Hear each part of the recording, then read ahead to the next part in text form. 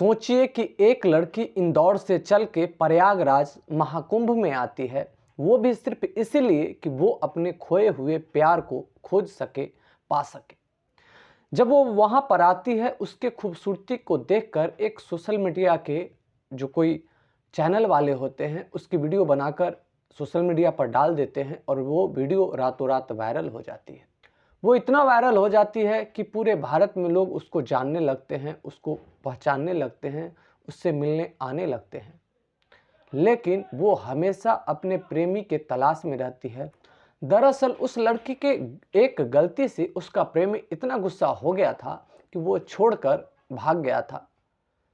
उस लड़की ने उसको ढूंढने की बहुत कोशिश की, लेकिन बाद में उसे पता चला कि वो लड़का नागा साधु बन गया है। और तब से ही वो लड़की हमेशा इस बात का पता लगाते रहती कि अभी कहाँ पर नागा साधुओं का जमघट लग रहा है।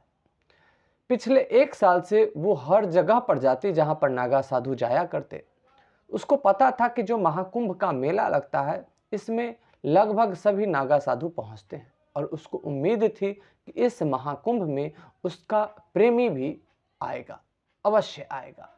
दोस्तों, यही ढूंढने के लिए वो आती है और वो इसके साथ में ही माला भी बेचा करती थी, जिससे कि कुछ पैसा कमा ले। लड़की अपने प्रेमी को ढूंढने आई थी, उसका प्रेमी उसको मिल भी गया, लेकिन वो अपने प्रेमी को जिस स्थिति में देखी, अवाक रह गई।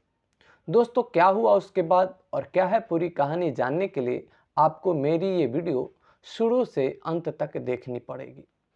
नमस्कार, प्रणाम। कहानी के इस एपिसोड में मैं सूरज राय आपका स्वागत करता हूं। अगर आप मेरे चैनल पर नए हैं तो प्लीज़ मेरे चैनल को सब्सक्राइब कर लें। कहानी मैं शुरू करूं इससे पहले मैं आप लोगों के लिए कुछ गुड न्यूज लेकर आया हूं। गुड न्यूज ये है कि अगर आपका स्पर्म या वीर्य 5 मिनट के अंदर निकल जाता है तो समझिए कि इसका मतलब है कि आपकी गर्लफ्रेंड या आपकी पत्नी आपसे संतुष्ट नहीं है, आप शीघ्र पतन के शिकार हैं। और इस बात का बहुत ज़्यादा चांस है कि आपकी पत्नी या आपकी गर्लफ्रेंड आपको धोखा अवश्य देगी। और इसमें आपकी गर्लफ्रेंड या आपकी पत्नी की गलती नहीं है, क्योंकि उसे जो चाहिए आप वो नहीं दे पा रहे हैं। ऐसी स्थिति में उसका चक्कर किसी ऐसे पुरुष से होने की संभावना बहुत अधिक हो जाती है जो उसको संतुष्ट कर पाए। आप इस चीज़ का इलाज नहीं कराते क्योंकि आपको लगता है कि इस चीज़ का इलाज संभव ही नहीं है, या फिर आपको लगता है कि इस चीज़ का इलाज अगर संभव है तो वो बहुत ज़्यादा खर्चीला होगा, क्योंकि एक सामान्य जो डॉक्टर हैं इस तरीके की रोग को ठीक करने में कम से कम 15 से 20 हज़ार रुपये की मांग करते हैं। लेकिन कितना अच्छा होगा अगर आप अपना इन सारी समस्याओं का इलाज खुद से कर लें, और वो भी सिर्फ 499 रुपये में। तो दोस्तों, मैं एक सेक्सुअल ट्रेनिंग प्रोग्राम लेकर आ रहा हूँ जिसमें टोटल 11 ट्रिक्स के बारे में बताया गया है। आपकी समस्या चाहे कितनी भी पुरानी हो, चाहे कितनी भी गंभीर हो, वो सारी समस्याएं 1 सप्ताह में आपको परिणाम देना शुरू कर देगी और आप अपने आप को बहुत ही बेहतर पाएंगे। उसमें 2 ऐसे मास्टर ट्रिक हैं जिस ट्रिक को जब आप करेंगे वो आपके सेक्स टाइमिंग को प्रथम दिन ही बढ़ा देगी। अगर आप इस सेक्सुअल ट्रेनिंग प्रोग्राम में शामिल होना चाहते हैं, इस वीडियो में जो पिन कमेंट है, सबसे ऊपर में जो कमेंट होगा उस पर आप क्लिक करके व्हाट्सएप नंबर है वहां से आप संपर्क कर सकते हैं, आपको पूरी जानकारी दे दी जाएगी। चलिए कहानी शुरू करते हैं। इंदौर से चलकर एक माला बेचने वाली लड़की प्रयागराज के कुंभ मेले में आती है। कुंभ मेले में वो माला बेचती थी जगह जगह पर, लेकिन उसकी निगाहें किसी न किसी को ढूंढती रहती थी। कई लोग इस चीज को भांप गए थे और वो उससे पूछते थे कि तुम माला तो बेच रही हो, लेकिन तुमको देखकर ऐसा लगता है कि तुम किसी को ढूंढ रही हो। वो लड़की सबसे यही कहती कि नहीं, मैं गरीब घर की बेटी हूँ, मैं माला बेचकर अपना जीविकोपार्जन करती हूँ, इसी से मेरा घर चलता है। लेकिन उस लड़की की एक विशेषता ये थी कि जहाँ कहीं भी नागा साधुओं का जमघट लगता, जैसे इस बार कुंभ मेले में लगा था, इसी प्रकार से नागा साधुओं का अलग अलग जगह पर यज्ञ जब होता है तो वहाँ भी नागा साधु जाया करते हैं। कोई उनका विशेष आयोजन होता है, वहाँ भी जाया करते हैं। तो ये सब कुछ पता लगाती रहती वो लड़की और वहाँ जाती। कई सारे नागा साधु थे जो उस लड़की को पहचानने भी लगे थे। कई लोगों का ये मानना था कि इसका नागा साधुओं के प्रति जो है विशेष लगाव है, विशेष आस्था है। लेकिन सच ये नहीं था दोस्तों, सच कुछ और था। सच ये था कि उस लड़की को एक लड़के से प्रेम था और एक दिन गुस्से से उसने उस लड़के से कह दिया था कि जा कहीं पर मर जा। और वो लड़का घर छोड़कर भाग गया था और तब से आज तक वो लड़का कहीं नहीं मिला। वो उसे ढूंढने की बहुत कोशिश की। ढूंढने के क्रम में एक पता चला कि वो लड़का शायद नागा साधु बन गया है और वो फिर नागा साधुओं के पीछे पड़ गई। उसे उम्मीद थी कि अगर मैं नागा साधुओं के पीछे जाऊंगी तो कभी न कभी मेरा वो खोया हुआ प्रेम मिल जाएगा और इसी कारण से वो हर आयोजनों में जाया करती थी। कुंभ में भी वो इसी मकसद के साथ आई थी, साथ में वो माला बेचती थी। उसका मकसद तो था कुछ और, लेकिन यहाँ पर होने को कुछ और होना ही मंजूर था। वो लड़की इतनी खूबसूरत थी कि सोशल मीडिया के कोई आदमी ने उसकी एक वीडियो बनाई, उसका रील बनाकर सोशल मीडिया पर डाल दिया और वो वीडियो रातों रात वायरल हो गई। पूरे भारत में शायद ही कोई ऐसा आदमी होगा जिसने उस लड़की की रील न देखी होगी। जो भी लोग आते उसके साथ फोटो खिंचवाने की फिराक में रहते। अब उसका तो उस मेला में रहना दूभर हो गया था। वो जहां भी जाती भीड़ जमा हो जाती। अब वो जिस काम के लिए आई थी वो काम वो कर नहीं पा रही थी, अपने प्रेमी को ढूंढ नहीं पा रही थी। वो बहुत ही परेशान थी अंदर से। वो ये सोच रही थी कहां से कहां मेरी रील वायरल हो गई और वो अपने को हमेशा छुपा के रखने लगी। अपने ऊपर कंबल डाल के रखती जिससे कि कोई उसे ना पहचाने। जब कभी भी थोड़ा भी वो अपना चेहरा दिखा देती तो वहीं पर भीड़ इकट्ठा हो जाती, मीडिया वाले वहीं पर पहुंच जाते। अब उस लड़की के लिए बहुत बड़ी समस्या आ गई थी। एक दिन 7-8 बजे रात में वो लड़की बहुत परेशान होकर एक जगह पर कंबल ओढ़कर बैठी हुई थी, परेशान थी। तभी उसको पीछे से आकर एक आदमी कंबल को टटोलता है और कहता है कि ए लड़की, वो सामने जो पंडाल में नागा बाबा हैं वो तुमको बुला रहे हैं। लड़की घबरा जाती है, लेकिन नागा साधु की बात को कैसे टाले, कुंभ मेला है ही उन लोगों का। तो वो कंबल डाले ही वहां पहुंच जाती है डरते डरते। वहां पहुंचते हैं तो नागा साधु उसको कहते हैं कि तुम बैठ जाओ। नागा साधु एक लौंगोट पहने हुए रहते हैं। वहां पर अलाव जल रहा होता है लकड़ी का, जिसके कारण सर्दी नहीं लगती। वहां पर जितने भी लोग थे उन सब से वो नागा साधु अलग अलग तरीके की बातें कर रहा था। होते होते 2 घंटे बीत गए, सारे लोग जाने लगे तो वो लड़की भी वहां से चलने का सोची। तो नागा साधु ने इशारा किया कि नहीं तुम बैठो, तुमसे कुछ विशेष काम है। लड़की थोड़ा सा घबरा गई क्योंकि उस पंडाल में जितने भी लोग बैठे हुए थे वो सारे चले गए। वहां पर उस नागा साधु के साथ और बस 2-3 नागा साधु ही बचे। जब सारे लोग चले गए तो उस मेन जो नागा साधु था वो अन्य को इशारा देकर कहता है कि तुम लोग चले जाओ। वो जब चला जाता है तो लड़की और ज्यादा घबरा जाती है और कहती है कि बाबा मैं भी जा रही हूं। बाबा उसका हाथ पकड़ लेते हैं और कहते हैं कि नहीं, तुमको नहीं जाना है, तुम बैठो। लड़की किसी भी तरीके से वहां भाग तो जाना चाहती थी, लेकिन बाबा ने हाथ पकड़ रखा था, तो जाए कैसे, चिल्ला भी नहीं सकती थी। तो बैठ गए। फिर बाबा धीरे धीरे उसके नजदीक आए। लड़की और घबरा गई। लड़की ये सोचने लगी कि मैं कहां से कहां यहां आ गई। इससे पहले ही सोशल मीडिया पर वायरल होकर मैं परेशानी में पड़ गई हूं और मैं आ गई इस बाबा के चक्कर में। लड़की को लगा कि अब मेरे साथ कुछ अनहोनी होने वाली है और उसने अपनी आंखें बंद कर ली। लेकिन तभी उसको सुनाई दिया, नागा बाबा बोला कि बेटी, मैं जानता हूं कि तुम किस परेशानी में हो। मैं जानता हूं कि तुम माला बेचने इस मेला में नहीं आई हो, तुम अपने प्रेमी को ढूंढने आई हो। और मैं यह भी जानता हूं कि तुम्हारा प्रेमी कहां है और किस प्रकार से तुमसे मिलेगा। लेकिन मैं चाहता हूं कि तुम्हारी क्या कहानी है, पूरी कहानी तुम मुझे शुरू से अंत तक सुनाओ। नागा साधु के मुंह से ये बात सुनकर वो लड़की एकदम अवाक रह जाती है कि मैंने आज तक तो किसी को ये बताया ही नहीं कि मैं किस उद्देश्य से मेला में आई हूं, और ये कैसे जान गए। जरूर इनके पास कोई ना कोई ताकत है। और उसको उम्मीद हो गई कि अगर ये चाहेंगे तो मुझे मेरा खोया हुआ प्रेम मिल जाएगा। तब वो अपने दिल की पूरी बात, अपनी पूरी कहानी शुरू करती है और कहती है कि बाबा, मैं इंदौर की रहने वाली हूं। मेरे जो पिताजी एक सरकारी दफ्तर में प्यून थे और उनको सारे लोग प्रेम से सिंह जी कहते थे। उसी दफ्तर में एक नौजवान बड़ा बाबू आता है जिसकी उम्र 25-26 साल थी। नियम के हिसाब से मेरे पिताजी उस बड़ा बाबू को सर सर कहा करते थे, तो वो बड़ा बाबू मेरे पिताजी से बोले कि देखिए सिंह जी, आप मुझे सर मत कहा कीजिए, आप चाहें तो आप मेरे नाम में ही जी लगा दीजिए। और तब से ये बात मेरे पिताजी को बहुत अच्छी लगी। वो जो बड़ा बाबू आए उनका नाम था शोभित। तब से मेरे पिताजी उस बड़ा बाबू को शोभित जी कहने लगे। मेरे पिताजी को उनका स्वभाव बहुत अच्छा लगा। ओहदा से तो वो बड़ा बाबू और ये प्यून थे, लेकिन अब धीरे धीरे एक दोस्त बन गए थे। जब भी पिताजी घर पे आते तो शोभित की बहुत बड़ाई किया करते। हमारे ऑफिस में जो नए बड़ा बाबू आए हैं बहुत ही ईमानदार हैं, काम बहुत ही ईमानदारी से करते हैं और स्वभाव इतना मीठा है। मेरे घर में हमेशा शोभित की चर्चा होती रहती थी। एक दिन की बात है कि शोभित जी मेरे पिताजी से कहते हैं कि देखिए सिंह साहब, मुझे लगता है कि मुझे यहाँ से ट्रांसफ़र कराना पड़ेगा। तो मेरे पिताजी कहते हैं कि क्यों, ऐसा क्यों? तो शोभित बताता है कि डॉक्टर ने मुझे फैटी लीवर बताया है और यहाँ पे खाना मुझे ठीक नहीं मिल रहा है, इसलिए मुझे यहाँ से जाना हो। या फिर आपको अगर लगता है कि कोई घर जैसा खाना बनाकर कोई कैंटीन देता हो तो मुझे बताइए।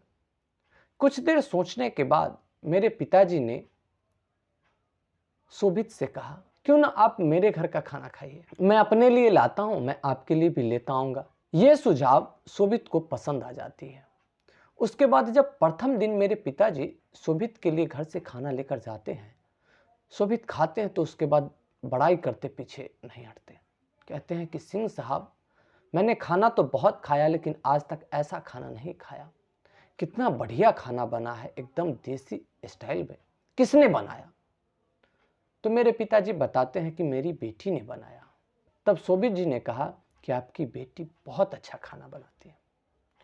उसके बाद मेरे घर से प्रत्येक दिन खाना जाने लगा और जब भी खाने की वहां पर शोभित जी बड़ाई करते तो पिताजी घर पर आकर कहते कि वाह, आज का खाना सर को बहुत पसंद आया। ये बात सुन सुनकर मैं शोभित जी के तरफ थोड़ा सा खिंचाव महसूस करने लगी थी। एक दिन की बात है कि मेरे पिताजी को कहीं जाना था तो वो छुट्टी ले लिए, लेकिन मुझे कह के गए कि ऑफिस में सर के पास खाना पहुंचा देना। मैं चली गई पहुंचाने। जब मैं वहां गई और उस आदमी को देखी तो मैं देखती रह गई। पर्सनालिटी इतना बढ़िया कि उसके सामने हीरो फेल हो। जी हजूरी करने वालों की आगे और पीछे कतार लगी हुई है और फिर भी उसका स्वभाव इतना सौम्य, कह नहीं सकते। जितनी उसकी खातिरदारी हो रही थी उतना में तो किसी को भी घमंड हो जाए, लेकिन उस आदमी के चेहरे पर एक घमंड की लकीर तक नहीं थी। और यही देखकर मैं उस आदमी के ऊपर फिदा हो गई। मैं मन ही मन उसको अपना दिल दे दी। मैं खाना लेकर पास पहुंची तो वो एक बार मेरे तरफ देखे और फिर बोले, अच्छा आप सिंह साहब की बेटी हो, आप ही खाना बनाती हो, बहुत अच्छा बनता है, मुझे बहुत पसंद आता है। इस तरीके से जो शोभित जी ने मुझसे बात की वो बातें मेरे दिल तक उतर गई। मैं वहाँ से तो चली आई, लेकिन उनकी बातें हमेशा मेरे कानों में गूंजती रही। और उसके बाद मैं किसी न किसी बहाने ऑफिस में जाने लगी, छुप छुप के उनको देखने के लिए। वैसे मुझे पता था कि मेरी इतनी औकात नहीं है कि मैं शोभित जी को मिल पाऊँ, शोभित जी मुझे मिल जाएं या वो मुझसे प्रेम करने लगे, लेकिन मैं दिल के हाथों मजबूर थी। मैं उनको देखे बिना मुझे चैन नहीं आता था और जिसके कारण मैं किसी न किसी बहाने ऑफिस चली जाती। लेकिन पता नहीं कैसे दिल की बातें दिल तक पहुंच ही जाती है और मेरे दिल की बातें भी शोभित जी तक पहुंच गई। उनको एहसास हो गया और एहसास ही नहीं हुआ, देखते देखते उनके मन में भी मेरे लिए प्रेम जग गया। मन ही मन मैं भी उन्हें चाह रही थी, वो भी चाह रहे थे, लेकिन अब तक मेरी एक दूसरे से कोई बातचीत नहीं हुई थी इस टॉपिक पर। एक दिन मेरा बर्थडे आता है और उस बर्थडे को मेरे पापा शोभित जी को इनवाइट करते हैं मेरे घर पे। शोभित जी भी मेरे घर पे आते हैं और मैं पूरा हिम्मत बांध के रखती हूँ कि आज चाहे कुछ भी हो मैं अपने दिल की बात कह ही दूंगी। बर्थडे सेलिब्रेट हो रहा था, केक वेक कटी और सबको खाना खिलाना था। उस समय मेरे कमरे में अकेले शोभित जी रह गए।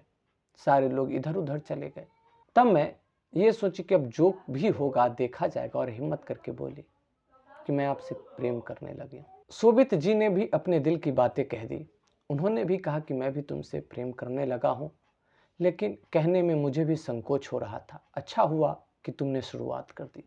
और उसके बाद फिर हम दोनों के बीच बातचीत शुरू हो गई और धीरे धीरे ये प्रेम परवान चढ़ता चला गया। हम दोनों एक दूसरे के प्रेम में बहुत ज़्यादा ही बंध गए। फिर एक दिन हम दोनों प्लान करते हैं कि आज हम लोग पार्क में मिलने चलेंगे। वो हम दोनों का प्रथम मिलन था। शोभित जी ही मुझे बोलते हैं कि फलाने जगह फलाने पार्क में तुम आओ, मैं वहीं पर मिलूंगा। मैं भी चली जाती हूँ।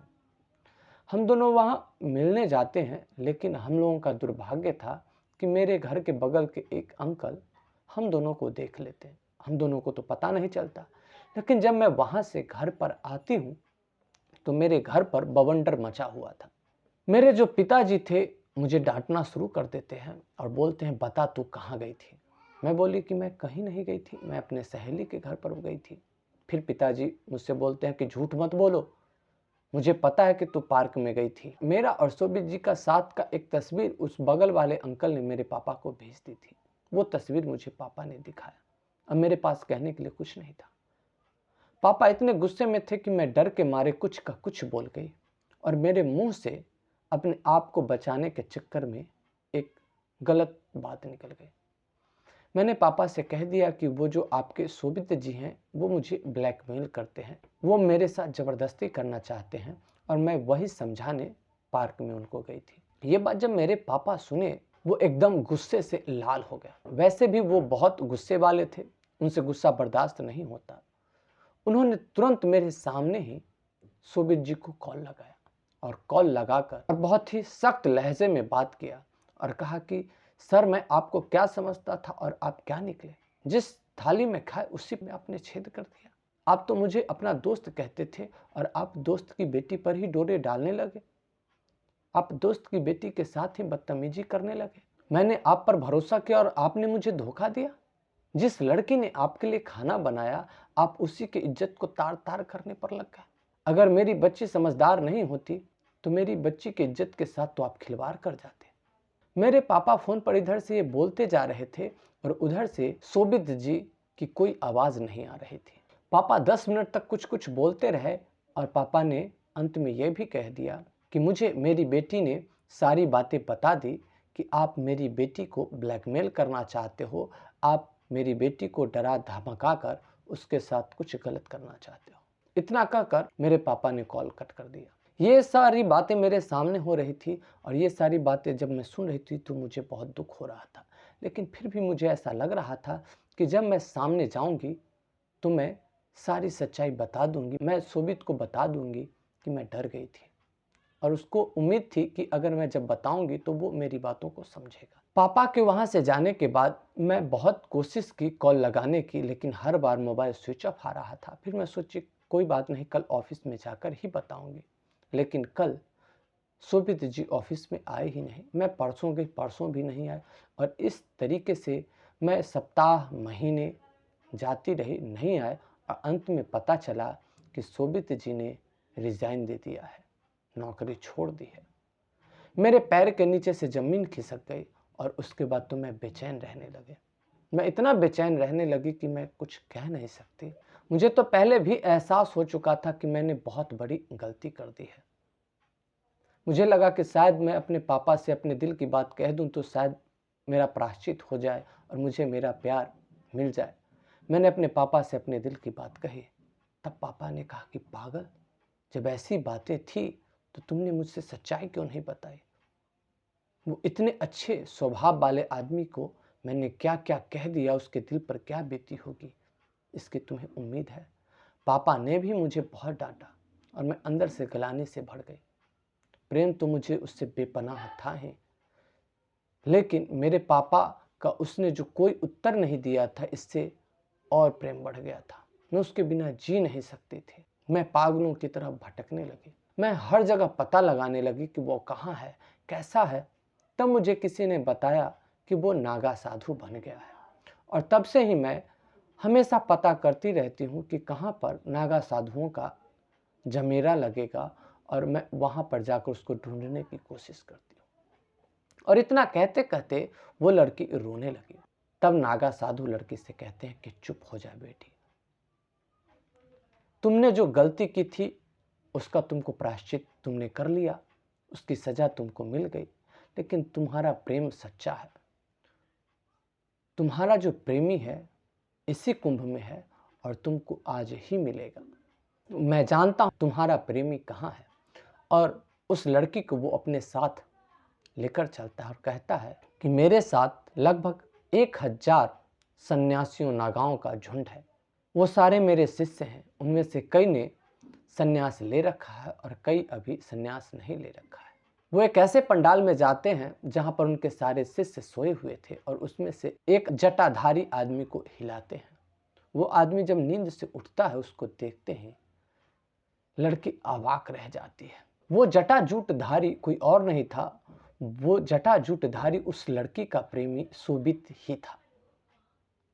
सोबित ने जब लड़की को देखा तो उसके चेहरे पर एक अलग ही गलानी का भाव आ गया। तब नागा का जो साधु था उसने सोबित से कहा कि इस लड़की को देखकर तुम्हारे चेहरे पर तो नफरत का भाव आना चाहिए, लेकिन तुम्हारे चेहरे पर यह गलानी का भाव कैसे आ गया। तब वो सोबित बताता है कि गलानी का भाव इसलिए आ गया क्योंकि इसको देखकर मुझे याद आया मैंने प्यार जैसा अनमोल धरोहर एक ऐसे लड़की के ऊपर उड़ेल दिया जिसको प्रेम की कोई समझ ही नहीं। ये बात सुनकर लड़की ने चेहरा छुपा लिया। नागा साधु ने पूछा कि तुम चेहरा क्यों छुपाई हो। लड़की ने कहा कि ये मेरी सजा है। तो नागा साधु ने कहा प्रेम में सजा नहीं होती, समर्पण होती है। फिर सोबित कहता है कि मैंने तो प्रेम में पूरा समर्पण किया था, लेकिन इसने क्या किया, इसने तो धोखा किया मेरे साथ। हम दोनों तो एक दूसरे की मर्जी से मिले थे पार्क में, लेकिन इसने अपने पापा से बताया कि मैं इसको ब्लैकमेल कर रहा हूँ। ये धोखा नहीं तो और क्या है। मैंने तो इससे बेइंतहा मोहब्बत की थी, लेकिन इसने क्या किया, इसने तो धोखा दिया। मैं तो इससे सच्चा प्रेम करता था, लेकिन ये तो मुझसे झूठा प्रेम करते थे। तब नागा साधु सोबित से कहते हैं कि तुम सच्चा प्रेम करते थे, कैसे सच्चा प्रेमी हो तुम। लड़की ने अगर अपने पापा से कह दिया वो मुझे ब्लैकमेल कर रहा है, तो तुम्हें इतना भरोसा हो गया कि लड़की ने कहा होगा। तुमने लड़की के मुंह से तो ये नहीं सुना, ये तो लड़की का बाप ने तुमको बताया था। और क्या अगर सच्चा प्रेमी था तो तुमने क्या इसके मन की बात जानने की कोशिश की। ये तो इसके शब्द थे ना, लेकिन प्रेम तो शब्द प्रधान नहीं होता है, वो तो भाव प्रधान होता है। तुम इसके शब्द से आहत हो गए, लेकिन इसके भाव को तो तुमने नहीं पहचाना ना। इसके भाव को तो जाहिर करने का एक मौका देते तुम। तब सोबित बोला कि ये मुझसे प्रेम नहीं की, ये मेरे पैसे से, मेरे नौकरी से प्रेम की थी। तब वो नागा साधु सोबित से कहता है कि मैंने मान लिया कि ये तुम्हारे नौकरी और पैसे से प्रेम की, तो उस समय तो ये सब कुछ था तुम्हारे पास, लेकिन आज तो तुम्हारे पास न नौकरी है न पैसा है, फिर भी ये तुम्हें पागलों की तरह क्यों पिछले 1 साल से ढूंढ रही है। जब तुमने नौकरी छोड़ दिया था तो इसको तो पता था कि तुमने रिजाइन दे दिया, इसको ये भी पता था कि तुम नागा साधु बन गए, इसको पता था कि तुम्हारे पास नौकरी नहीं है, पैसे नहीं है, फिर भी ये क्यों तुमको ढूंढती रही। हर वैसे जगहों पर गई जहां इसको लगता था कि तुम मिल जाओगे। एक जवान लड़की किसी के पीछे इस तरीके से भागती है, वो भी तब जब तुम्हारे पास न पैसा हो न कोई नौकरी हो, तो वो प्यार नहीं है, वो झूठा प्यार है। हाँ, ये मैं मानता हूं कि इससे एक गलती हो गई, तो क्या प्रेम में माफी का कोई जगह नहीं होता। फिर अंतिम में नागा साधु एक बात कहते हैं कि तुम दुनिया का दुख देख के सन्यास की तरफ भागे हो, जाओ पहले दुनिया का सुख देखो और उसके बाद जब सुख से मन उपराम हो जाए तब आना, तब यहां भी तुम्हारे लिए मंगल होगा। नहीं तो तुम दुनिया से भगोरे बनकर आओगे तो फिर यहाँ का कष्ट देखकर तुम यहाँ से भी भगोरे बन जाओगे। नागा साधु के उपदेश के बाद वो लड़का उस लड़की के साथ खुशी खुशी वहाँ से चल देता है और फिर एक नए जीवन की शुरुआत करता है। दोस्तों, कैसी लगी आपको ये कहानी, आप हमें कमेंट में ज़रूर बताइएगा। जब भी आप कमेंट करें तो कमेंट में आप अपना नाम अवश्य लिखें। आपने मेरी वीडियो को अंत तक देखा, इसके लिए आपका शुक्रिया। फिर मिलते हैं अगली वीडियो में।